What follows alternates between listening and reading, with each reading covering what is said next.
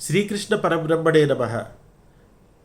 కురుక్షేత్ర యుద్ధరంగమునందు పాండవులు కౌరవులు యుద్ధ సన్నుద్ధులై నిలిచి ఉన్నారు.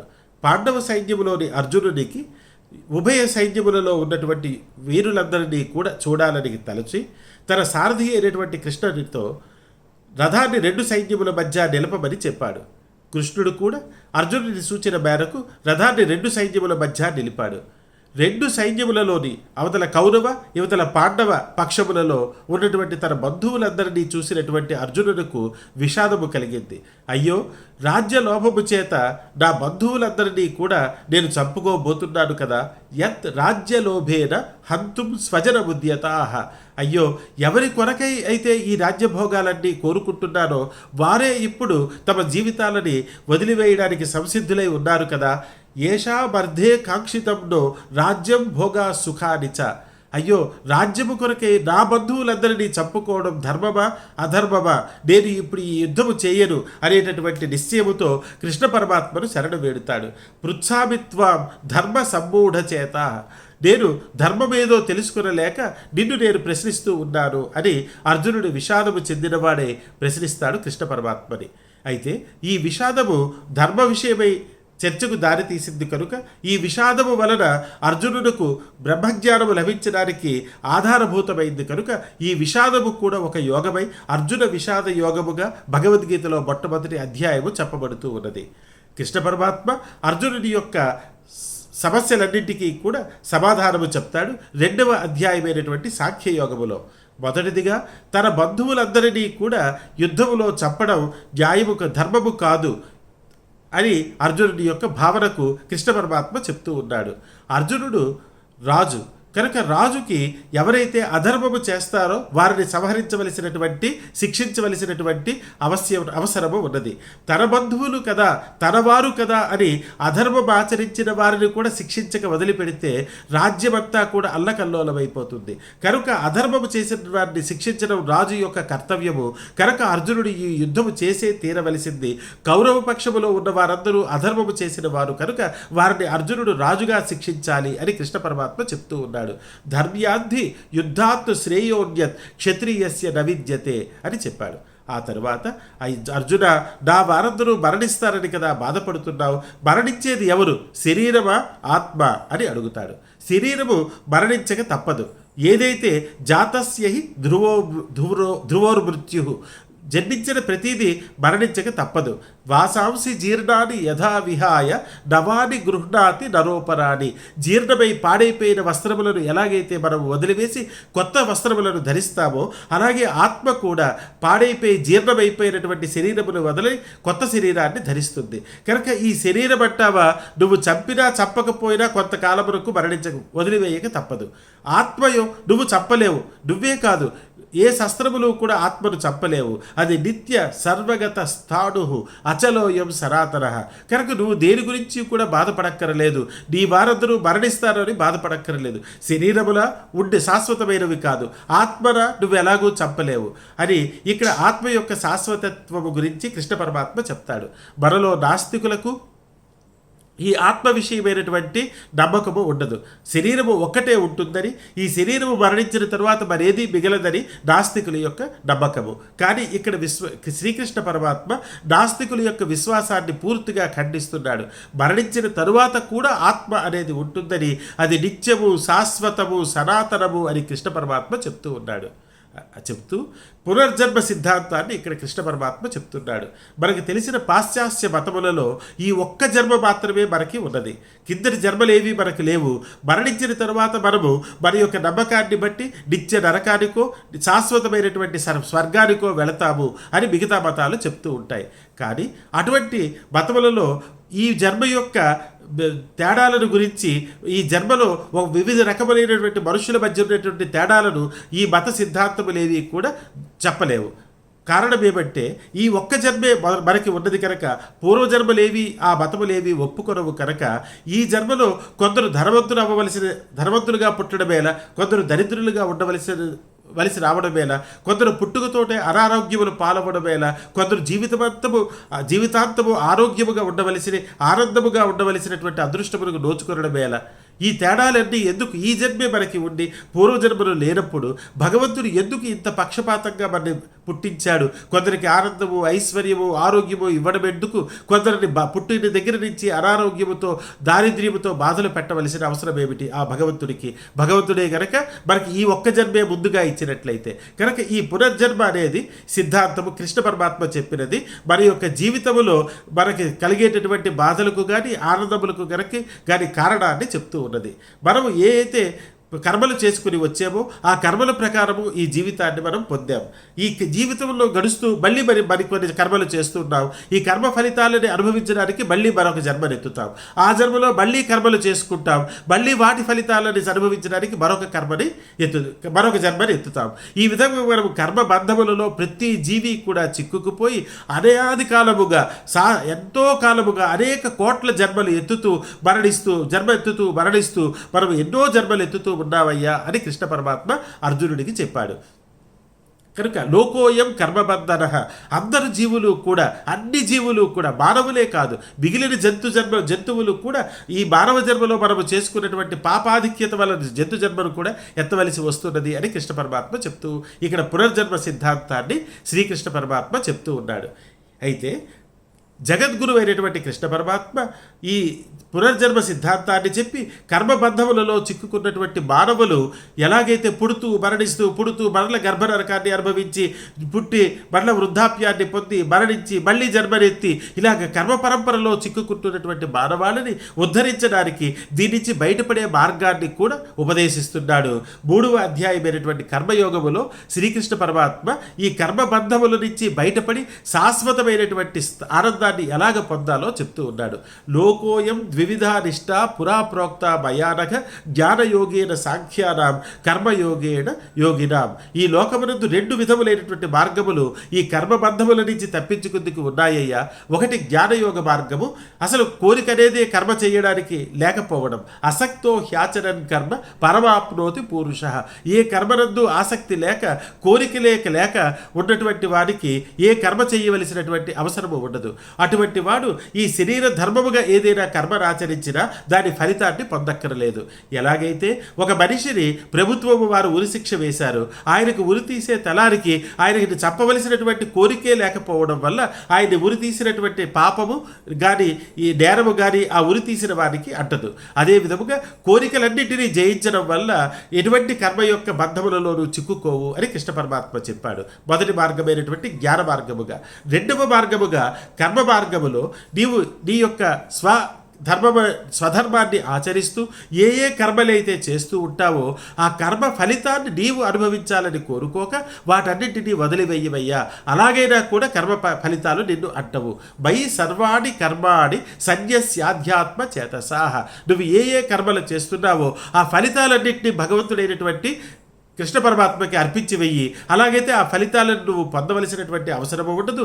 ఫలితాలు లేకపోతే మళ్ళీ పునర్జన్మను ఎత్తవలసినటువంటి విషయము లేదు అని చెప్పి కృష్ణ పరమాత్మ 2 మార్గాల గురించి చెప్పాడు. 4వదైనటువంటి జ్ఞానయోగములో కృష్ణ పరమాత్మ మరల జ్ఞాన మార్గాన్ని గురించి చెప్తున్నాడు. యస్య సర్వే సమారంభాః కామ సంకల్ప వర్జితాః జ్ఞానాగ్ని దగ్ధ కర్మాణం తమాహు పండితం బుధాః. ఎవరైతే జ్ఞాన సంపత్తితో తెలుసు ఈ కర్మలన్నీ కూడా అనిత్యమైనవి, దుఃఖానికి హేతువైనవి అని తెలుసుకుంటున్నారో, అన్ని భౌతికమైనటువంటి కోరికలను వదిలివేసి ఏ కర్మలను ఎదురు ఆసక్తి లేక వారు జ్ఞాన అనేటటువంటి అగ్నితో పూర్వజన్మలలో చేసినటువంటి సంచిత కర్మను కూడా భస్మము చేసుకుని మోక్షాన్ని పొందుతున్నారయ్యా అని జ్ఞానయోగాన్ని గురించి చెప్పాడు. అయితే అర్జునుడికి సందేహం వేసింది. జ్ఞాన మార్గము గురించి చెప్పావు అంటే కోరికలే లేకుండా ఏ కర్మల యందు ఆసక్తి లేకుండా ఉండడం, కర్మ మార్గము చెప్పావు అంటే చేసినటువంటి ప్రతి కర్మను కృష్ణ పరమాత్మకి అర్పించాలని. ఈ రెండింటిలో కూడా ఏది గొప్పదయ్యా అని కృష్ణ పరమాత్మ అడుగుతాడు. 5వ అధ్యాయమైనటువంటి కర్మ సన్యాస యోగములో సన్యాస కర్మయోగశ్చ నిశ్రేయ సకరా ఉభౌ కృష్ణ పరమాత్మ చెప్తూ ఉన్నాడు. అయ్యా అర్జున, ఈ రెండూ కూడా గొప్పవేవే అయ్యా. సన్యాస కర్మయోగస్స నిశ్రేయ సకరా ఉభౌ. ఈ రెండూ కూడా గొప్పవే అయినప్పటికీ తయోస్తు కర్మ సన్యాసాత్ కర్మయోగో విశిష్యతే అని 5వదైనటువంటి కర్మ సన్యాస యోగములో శ్రీకృష్ణ పరమాత్మ జ్ఞాన మార్గము కంటే కూడా కర్మయోగమే గొప్పది అని కృష్ణ పరమాత్మ చెప్తూ ఉన్నాడు. అంటే ప్రతి కర్మని ఆచరిస్తూ స్వధర్మాన్ని ఆచరిస్తూ ఆ కర్మ ఫలితాలను మనం కృష్ణ పరమాత్మకి అంకితం చేయడం ద్వారా ఏ పాపానికి మనము ఆ కర్మ ఫలితాన్ని అనుభవించవలసినటువంటి అగత్యానికి మనము నోచుకోము. కనుక అటువంటి కర్మయోగమే గొప్పది అని కృష్ణ పరమాత్మ చెప్తూ ఉన్నాడు. అని చెప్తూ అయితే ఆ కర్మయోగము ప్రతి ఒక్కరికి ఎలాగ అలవాటు అవుతుంది. స్వధర్మాన్ని చెయ్యాలి. ఏదైతే స్వధర్మమో విహితమైనటువంటి కర్మలనే చేయాలి. అటువంటి అలాగని పాపకర్మలందు ఒకడు లగ్నము కారాదు. పాపకర్మలను త్యజించి పుణ్యకర్మలు చేస్తూ ఆ కర్మ ఫలితాలను మళ్ళీ పరమాత్మకి చెయ్యాలి అంటే దానికి తగినట్లుగా మనిషి యొక్క జీవితాన్ని కూడా మనం సిద్ధం చేసుకోవాలి అని కృష్ణ పరమాత్మ 6వదైనటువంటి ఆత్మ సంయమ యోగములో చెప్తూ ఉన్నాడు. యుక్తాహార విహారస్య, ఆహారమునందు జాగ్రత్త వహించాలి. సాత్వికమైనటువంటిది శుద్ధమైనటువంటిది అయినటువంటి ఆహారాన్ని తీసుకోవాలి. యుక్త చేతస్య కర్మసు, మంచి పుణ్యకర్మలని ఆచరిస్తూ ఎల్లప్పుడూ మనస్సుని పరమాత్మ యందు లగ్నము చేయాలి. ఆత్మ సంస్థం మనకృత్వ న కించిదపి చింతయేత్, నువ్వు పరమాత్మని మాత్రమే ఆలోచిస్తూ ఉండవయ్యా అని చెప్తూ ఉన్నాడు. చెప్తూ ఈ విధముగా నువ్వు కర్మయోగాన్ని గనక ఆచరిస్తే నీకు ఏ ఫలితము లభిస్తుందో అనేది మనకి 7వ అధ్యాయమైనటువంటి జ్ఞాన విజ్ఞాన యోగములో కృష్ణ పరమాత్మ చెప్తూ ఉన్నాడు. ఈ కర్మలను ఆచరిస్తూ ఉంటే సకామ కర్మలు నువ్వు కర్మను చేసి దాని ఫలితాన్ని పొందడానికి మళ్ళీ జన్మనెత్తవలసి వస్తూ ఉన్నది. కానీ ఏ కర్మను కూడా నీవు కర్మ చేసి దాని ఫలితాన్ని పరమాత్మకి అర్పిస్తూ ఉంటే ఏ కర్మ యొక్క ఫలితము నీకు ఉండదు. కనుక అప్పుడు నువ్వు శాశ్వతమైనటువంటి ఆ పరమాత్మ యొక్క పదానికి చేరుకుంటావు అని కృష్ణ పరమాత్మ చెప్తున్నాడు.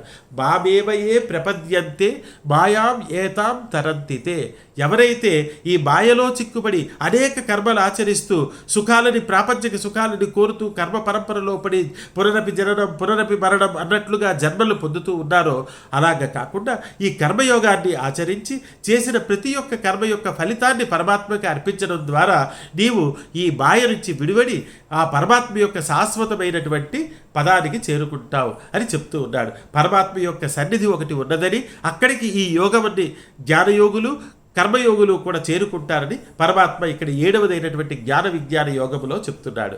చెబుతూ ఆ పరమాత్మ గురించి ఇక్కడ పరమాత్మ ఉన్నాడు అనేటటువంటి సత్యాన్ని ఇక్కడ 7వదైనటువంటి ఆ 8వదైనటువంటి అక్షర పరబ్రహ్మ యోగములో కృష్ణ పరమాత్మ చెప్తూ ఉన్నాడు. అటువంటి శాశ్వతమైనటువంటి ఒక స్థానం ఉన్నదయ్యా. అక్కడికి వచ్చిన తరువాత మరల ఈ లోకములోకి జన్మించవలసినటువంటి అవసరం ఉండదు. మాం ఉపేత్యతు కౌంతేయ పునర్జన్మ న విద్యతే. ఓ అర్జున, ఎవరైతే ఈ కర్మయోగాన్ని ఆచరిస్తారో వారు శాశ్వతమైనటువంటి నా యొక్క పరంధామానికి చేరుకుంటారు. ఒకసారి అక్కడికి వచ్చిన తరువాత మరలా ఈ మాయారూపమైనటువంటి ఈ ప్రపంచంలో పుట్టి మరణించవలసినటువంటి అవసరము ఉండదు అని చెబుతూ ఆ భగవంతుని యొక్క ఉన్నాడు, ఆ భగవంతుని యొక్క లోకానికి చేరుకుంటారు అని చెప్తూ ఉన్నారు. ఇక్కడ పరమాత్మ మనకు చాలామందికి సందేహం ఉంటుంది, ఈ జగత్తే శాశ్వతమా, భగవంతుడు ఉన్నాడా లేదా అని.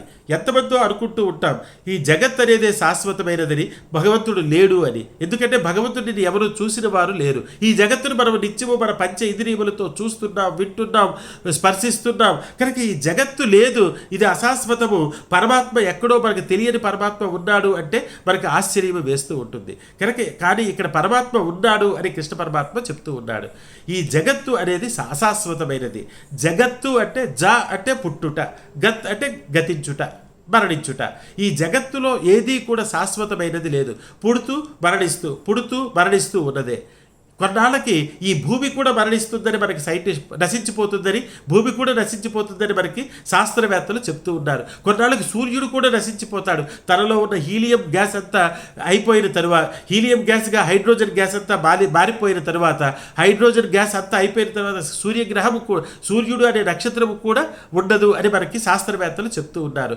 అనేక గ్యాలక్సీలు పుడుతూ ఉన్నాయని, నశించిపోతూ ఉన్నాయని చెప్తున్నారు. కనుక ఏదీ కూడా శాశ్వతమైనటువంటిది కాదు. అయితే ఈ అశాశ్వతమైనటువంటి జగత్తు దేని మీదనో ఒక దాని మీద ఆధారపడి ఉండాలి. ఎలాగైతే ఒక మనిషి, ఒక కుమ్మరివాడు ఈరోజు కొంత మన్నుని తీసుకుని ఈరోజు కుండని చేశాడు, దానిని నాశనం చేసిన తరువాత ఒక కూజాలా చేశాడు, దానిని విరిపిన తర్వాత మరొక మట్టి బొమ్మను తయారు చేస్తాడు. కనుక మట్టి అనేది శాశ్వతమై ఉంటుంది, దానితో వస్తువులన్నీ తయారవుతూ ఉంటాయి. ఏదైనా వస్తువు నాశనం అయిందంటే ఎందులోంచి వచ్చిందో అందులోకి పోతుంది. ఉదాహరణకి నీరుని మనం నాశనం చేద్దామంటే అది హైడ్రోజన్గా, ఆక్సిజన్గా మారిపోతుంది. అలాగే ఈ జగత్తు నాశనం అయిపోయిన తర్వాత ఈ జగత్తు ఎందులోంచి వచ్చిందో ఆ శాశ్వతమైనటువంటి స్థానానికి వెళ్ళిపోవాలి. కనుక అటువంటి శాశ్వతమైన ఉన్నది అని కృష్ణ పరమాత్మ ఇక్కడ చెప్తూ ఉన్నాడు. ఎలాగైతే ఎనర్జీ అనేది కైనెటిక్ ఎనర్జీ నుంచి మెకానికల్ ఎనర్జీ నుంచి థర్మల్ ఎనర్జీగా ఇలాగ మారుతూ ఉంటుందో, కానీ ఎనర్జీ అనేది మారకుండా శాశ్వతంగా ఉంటుందో, అలాగే ఈ మారుతూ ఉన్న జగత్తుకు వెనకాతల ఆధారభూతమైనటువంటి శాశ్వతమైనటువంటి పరమాత్మ తత్వము ఉన్నది అని కృష్ణ పరమాత్మ చెబుతూ, ఆ పరమాత్మ దగ్గరికి నీవు వెళ్ళిపోతావయ్యా. ఎవరైతే ఈ కర్మయోగాన్ని చేస్తారో వారు మరల ఇక్కడ జన్మించవలసినటువంటి అవసరం లేదు, ఆ పరమాత్మ సన్నిధికి చేరుకుంటారు అని చెబుతూ ఆ పరమాత్మ యొక్క గురించి చెబుతూ ఉన్నాడు. ఆ పరమాత్మని ఎలాగ చేరుకోవాలి, ఆ పరమాత్మ ఎటువంటి వాడో మనకి రాజవిద్య రాజగుహ్య యోగము 9వ అధ్యాయంలో భగవద్గీతలో కృష్ణ పరమాత్మ చెప్తున్నాడు. ఆ పరమాత్మయే ఈ జగత్తులన్నింటినీ సృష్టిస్తున్నాడు. గతి భర్త ప్రభు సాక్షి నివాస శరణం సుహృత్ ప్రభవ ప్రళయస్థానం నిధానం బీజమవ్యయం. అతనే బీజము, ఈ సృష్టి అంతటికి అతని నుంచే వస్తూ ఉన్నది. అతనిలోకే ప్రళయము చెందిన తర్వాత మరల ఈ జగత్తంతా వెళ్ళి అతనిలోనే కలిసిపోతూ ఉన్నదయ్యా. అటువంటి శాశ్వతుడు నిత్యుడు అయినటువంటి ఒక పరమాత్మ స్థానము ఉన్నది. ఆ స్థానానికి ఈ కర్మయోగాన్ని ప్రాక్టీస్ చేసిన వాళ్ళందరూ కూడా వెళతారు అని చెబుతూ, ఆ పరమాత్మ ఈ జగత్తంతా ఎక్కడ ఉన్నాడు అనేటటువంటి విషయాన్ని 10వదైనటువంటి విభూతి యోగములో ఆ పరమాత్మ గురించి చెప్తున్నాడు. ఈ జగత్తంతటికి కారణభూతుడైనటువంటి పరమాత్మ, ఏ పరమాత్మ నుంచి ఈ జగత్తులు పుడుతున్నాయో, నిలుస్తూ ఉన్నాయో, మళ్ళీ మరణించిన తర్వాత ఏ పరమాత్మలోకి చేరుకుపోతున్నాయో ఆ పరమాత్మ గూర్చినటువంటి విషయాల్ని మనకి 10వదైనటువంటి విభూతి యోగములో చెప్తూ ఉన్నాడు. ఆ పరమాత్మయే ఈ జగత్తంతటికి ఆధారము. ఆ పరమాత్మ నుంచే నామరూపాత్మకమైనటువంటి ఈ జగత్తంతయు వచ్చింది, మళ్ళీ పరమాత్మలోనే లయమైపోతుంది. అహం సర్వస్య ప్రభవో మత్త సర్వం ప్రవర్తతే. అన్నీ నాలో నుంచే వస్తున్నాయి, నా యందే ఉంటున్నాయి, అన్నిటిలోనూ నేనే అంతర్యామిగా ఉంటూ అన్నిటినీ నేనే నడుపుతున్నాను అని ప్రభు విభూతి యోగములో ఈ జగత్తులో ఉన్నటువంటి ఏ అత్యంత ఆశ్చర్యకరమైనటువంటి విభూతులు, పరమాత్మ యొక్క విభూతులు ఉన్నాయో అన్నింటినీ కూడా అర్జునుడికి చెప్తాడు.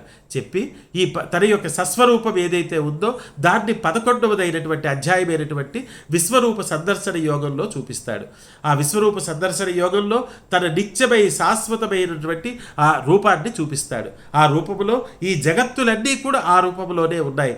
మనం అందరము కలిసి ఆ కృష్ణ పరమాత్మలోనే ఉన్నాము.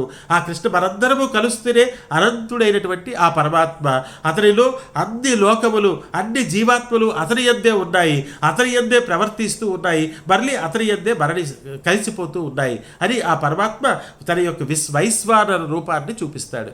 విశ్వ ప్లస్ నర కలిపితే వైశ్వానర అయినది.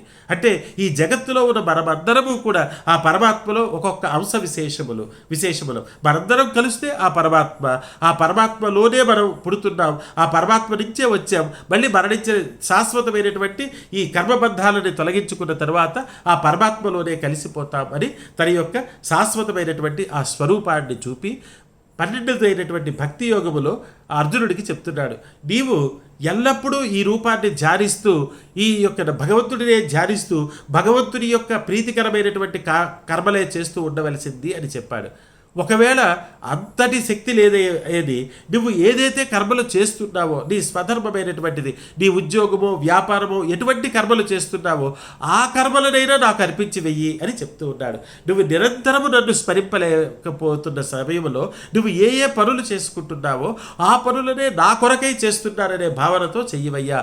మదర్థమపి కర్మాణి కుర్వన్ సిద్ధి భవాప్స్యసి అని ఎంతో గొప్పదైనటువంటి 24 గంటలు పరమాత్మనే ధ్యానించవయ్యా అని చెప్పినటువంటి కృష్ణ పరమాత్మ, ఒకవేళ నీకు అటువంటి ఆసక్తుడవేది, నువ్వు ఏ ఏ పనులలో నువ్వు నిమగ్నమవుతున్నావో నీ జీవిక కొరకు, ఆ కర్మలనే నన్ను తలుచుకుంటూ నా కొరకై చెయ్యి, అది కూడా కర్మయోగము కిందే మారుతూ ఉంది అని చెప్తూ ఉన్నాడు. కనుక అటువంటి కర్మయోగాన్ని చెయ్యమని చెబుతూ, ఈ కర్మలను చెయ్యడానికి ఎలాగ చేయాలి, ఎందుకు ఈ మనము రకరకాలైనటువంటి ప్రవృత్తులలోకి మారిపోతున్నామో, ఈ లోకములో ఉండేటటువంటి జనులందరూ కూడా ఎందుకు కావ్యకర్మలు చేస్తున్నారో, వారి నుంచి ఈ కర్మయోగాన్ని ఎలాగ చెయ్యాలో క్షేత్రజ్ఞ విభాగ యోగములో చెప్తూ ఉన్నాడు.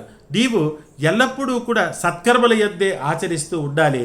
ఎందుకంటే మనలో ఉండేటటువంటి ప్రకృతి మనల్ని నడిపిస్తూ ఉంటుంది. మనము సాక్షిభూతులుగా ఆ ప్రకృతి యొక్క కర్మలను మనం చూస్తూ ఉండాలి.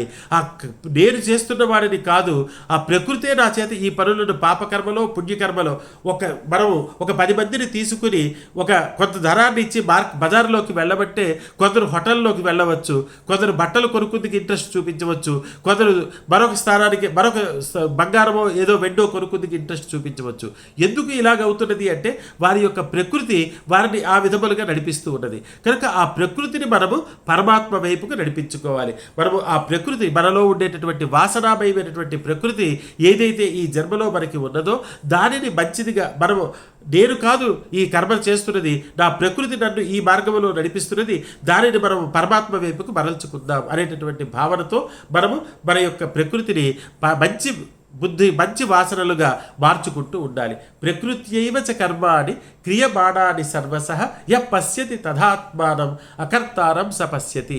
అటువంటి జ్ఞానాన్ని మనం అనుభవించి ఈ దీనంతటినీ కూడా మన యొక్క ఏవైతే వాసనలై పూర్వకర్మల బట్టి వస్తున్నావో ఆ కర్మలన్నింటినీ పరమాత్మ వైపుకు మార్పించుకోవాలి అని మనకి 15వదైనటువంటి పురుషోత్తమ ప్రాప్తి యోగములో చెప్తున్నాడు.